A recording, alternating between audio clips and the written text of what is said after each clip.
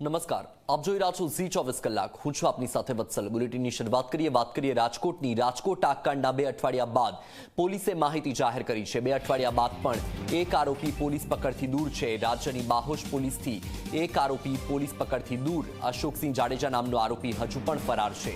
IAS અને IPS અધિકારીઓ સામે પણ કોઈ ફરિયાદ નથી નોંધાઈ। 5 સંચાલકો અને 4 અધિકારીઓ સહિત 9 લોકોની ધરપકડ કરી છે। ટીપીઓના અધિકારીઓની નોટિસ બાદ 1 વર્ષ સુધી કોઈ કાર્યવાહી ન કરી। 4 મે સંચાલકોએ બાંધકામ રેગ્યુલરાઇઝ કરાવવા આરએમસીમાં અરજી કરી। અરજી બાદ છતાં કોઈ સ્થળ તપાસ ન કરી બેદરકારી દાખવી તત્કાલીન ટીપીઓ અને એટીપીઓએ અરજી પછી પણ કોઈ ચકાસણી ન કરી। મનસુખ સાગઠિયા, ગૌતમ જોશી અને મુકેશ મકવાણાએ ચકાસણી ન કરી।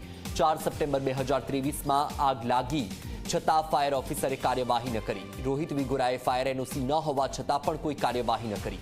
તો 3 કારણોથી આગે વિકરાળ સ્વરૂપ ધારણ કર્યાનું એસઆઈટીમાં સામે આવ્યું છે।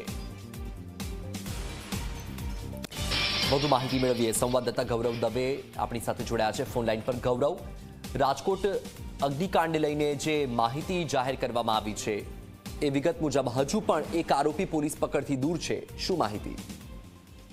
વત્સલ, રાજકોટ ટીઆરપી ગેમ ઝોન અગ્નિકાંડ મુદ્દે 2 અઠવાડિયા બાદ પોલીસે પ્રેસ નોટ છે તે જાહેર કરી છે અને તેની અંદર કેટલીક માહિતીઓ છે તે જાહેર કરવામાં આવી છે। 5 સંચાલકો, 4 અધિકારીઓ સહિત 9 લોકોની ધરપકડ કરવામાં આવી છે। જ્યારે હજુ પણ એક જે જમીનના માલિક ખાસ કરીને અશોકસિંહ જાડેજા છે કે તેની હજુ સુધી ધરપકડ પોલીસ દ્વારા કરી શકી નથી અને પોલીસ તેમની શોધખોળ છે તે કરી રહી છે। આ પ્રકારની માહિતીની અંદર લખવામાં આવ્યું છે।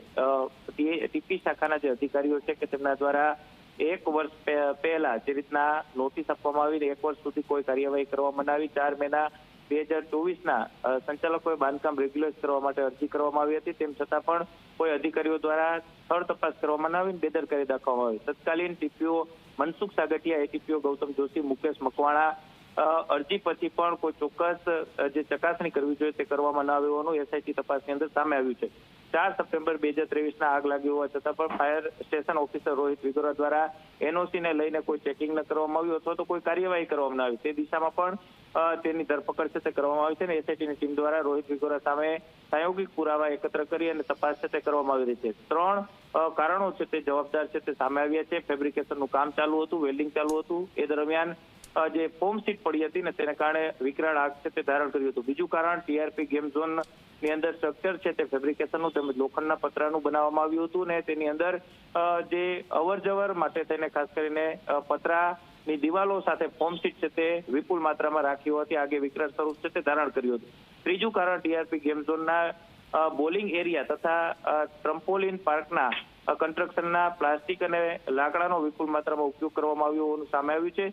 સીસીટીવી કેમેરા જે પોલીસે તપાસ કર્યા છે તેનો પણ અભ્યાસ કરવામાં આવ્યો છે। વાયરિંગની અંદર પણ આગ લાગી હોવાની વિગતો છે તે સામે આવી છે। સીસીટીવી ફૂટેજની અંદર લાઇટો છે તે ધડાકાભેર ફૂટતી હોવાનું સામે આવ્યું છે।